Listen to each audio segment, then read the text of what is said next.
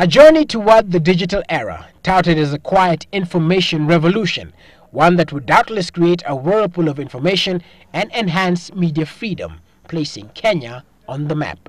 And one that has stirred controversy, sparked a row, and that has led to the summoning of the CCK and the Ministry of Information and Communication by the James Rega-chaired Parliamentary Committee on Energy, Communication and Information. We as the Oversight Committee, we will sit down and try to find out the truth, exactly what happened, but we will not let it pass.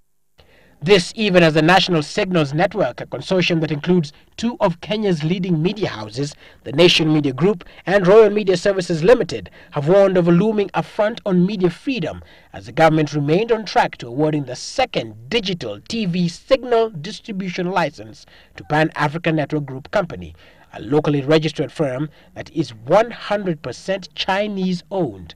The law requires that for any firm to get such a tender, it must have 20% of Kenyan shareholding. So effectively what this government is attempting to do, maybe directly or indirectly, is to control the press indirectly through the Chinese company. Because if you are a signal distributor, obviously you have the control of those signals. If I want to switch you off tomorrow, I can switch you off. The CCK, the regulator, should know better that we cannot have a foreigner controlling our airwaves. That is a big no. This thing seems to all have been planned to knock out everybody else, everybody local, and give it to the Chinese. Documents in Citizen Television's possession show that the company has a listing of 3 shareholders, all Chinese, and that the company was registered in June 23, 2011.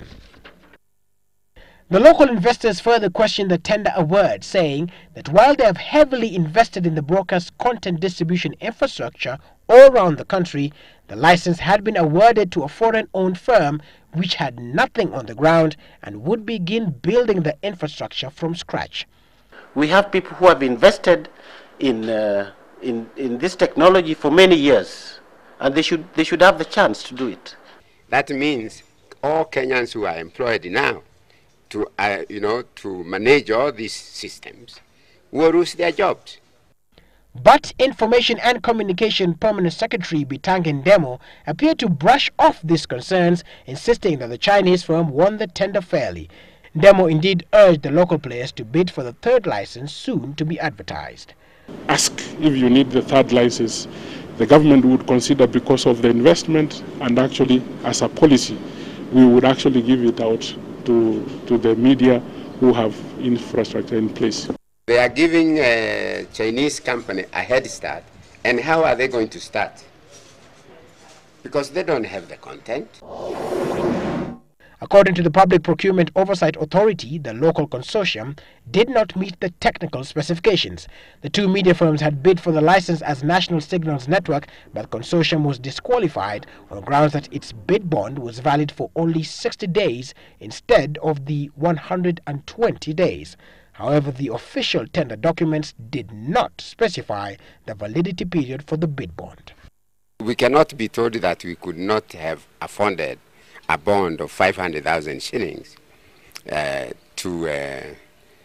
120 days, which made us be disqualified. It's not possible. So it looks like the document itself was designed for Chinese to win the tender, because they registered their company 2 weeks before the opening of the tender. Kenya began its official journey from analog to digital television on the 31st of September 2009, when the state broadcaster KBC started the migration from analog to digital transmission.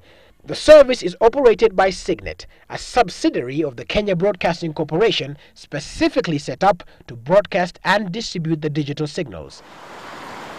And then in March this year, CCK invited tenders from firms to bid for 2 more licenses for digital content distribution signal.